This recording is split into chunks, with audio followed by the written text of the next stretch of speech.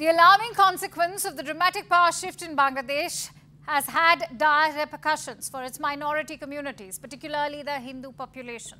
Since the abrupt departure of former Prime Minister Sheikh Hasina, over 200 attacks targeting Hindus have been reported, highlighting a growing crisis of communal violence in the country. Now remember, Sheikh Hasina, who had long been a stabilizing force for minority communities, played a crucial role, this in safeguarding the rights and interests of the minorities.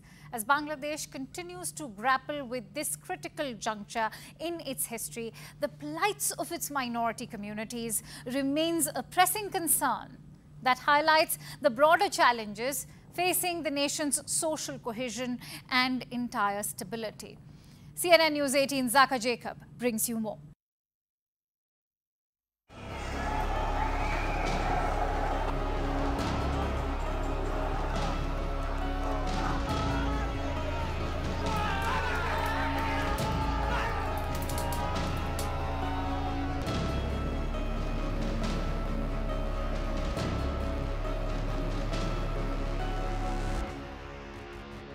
The political landscape in Bangladesh has long been a volatile one where the change of power often comes with significant social upheaval. One of the most alarming consequences of these power shifts has been the recurrent targeting of minority communities, particularly Hindus. Hindus make up around 8 to 10% of the country's population. The ouster of Sheikh Hasina from power has now acted as a fresh trigger for renewed violence against this vulnerable community. We have seen since the 5th of August, when Hasina was dramatically forced to flee her country, the number of attacks against Hindu minorities has crossed over 200 and spread across more than 50 districts in Bangladesh. Sheikh Hasina, the leader of the Awami League and the longest-serving Prime Minister of Bangladesh, has been a significant figure in the country's political stability, particularly for minority rights. Under her leadership, there were efforts, although she was accused of being inconsistent at times, to try and protect religious minorities, including Hindus, from the kind of communal violence that has periodically plagued Bangladesh. Bangladesh has seen systemic targeting of Hindus, particularly during these upheavals of power, first when Mujib was assassinated and then the army took over, and then eventually from the army to when it made the democratic march. At different points of time, at different intervals, when there has been a shift in power, there have been targeted attacks against minorities. Sheikh Hasina's government had maintained very good relations with India, which has been a lifeline for Hindus in Bangladesh. A change in government will naturally lead to a deterioration in these relations between Delhi and Dhaka, and that makes the situation even more precarious for the Hindu community.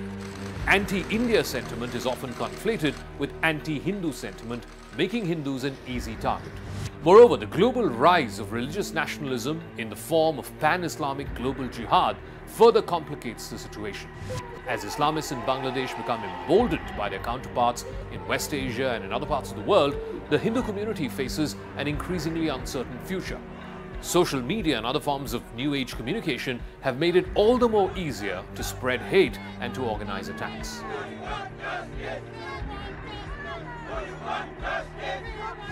In recent years, Bangladesh has seen several disturbing instances of violence against the Hindu community. These incidents have occurred even during Sheikh Hasina's tenure, raising concerns about the safety and security of Hindus in Bangladesh, and particularly so if there were to be a shift in political power. In fact, according to the Bangladesh Hindu Buddhist Christian Unity Council, about 200 to 300 Hindu homes and other minority homes and businesses had been vandalized since the 5th of August when Hasina was forced out of power. About 15 to 20 Hindu temples have also been destroyed, and up to 40 people have been injured, though most of them are not seriously injured, according to a statement put out by the General Secretary of this organization, Rana Das Gupta.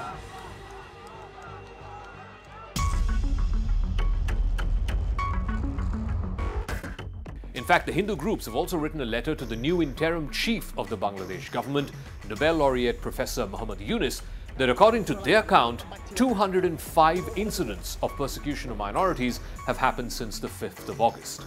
In response to this, Professor Yunus visited the famous Dhakeshwari temple, one of the most famous Hindu shrines in the capital Dhaka. He met the religious minority groups there and he assured them that his government will do everything in its power to protect minorities. He also said that in Bangladesh, rights and freedoms are the same for every citizen, irrespective of your religious persuasion. Now the question is, will Professor Yunus's government be able to walk the talk? The international community, including neighboring India, has expressed concern about these incidents, but there's been little effective action. Advocacy groups have also called for stronger protections and more robust laws. However, the deep-rooted nature of these issues means that without any significant political will, the targeting of Hindus in Bangladesh is likely to continue. These recent instances of violence demonstrate that even under the current government, under the highly renowned Nobel Peace Laureate Professor Muhammad Yunus, Hindus in Bangladesh remain at risk. The situation could deteriorate even further if the more extreme forces which are at play in Bangladesh put more pressure on the Yunus-led interim government. As of now, the student leaders who led the mass protests against Sheikh Hasina, which led to her fall from power, have said that they don't want either the fascists or the army back in power. The reference to fascists, of course, was both to the BNP and to the Jamaat. But whether Bangladesh is ready for a new language or even a new grammar of politics, one in which it is willing to shed the baggage and the divides of the past and turn a new leaf, create a new Bangladesh, a second liberation, that is what these idealistic student leaders are hoping, and in their hope, a country's future hangs in the balance.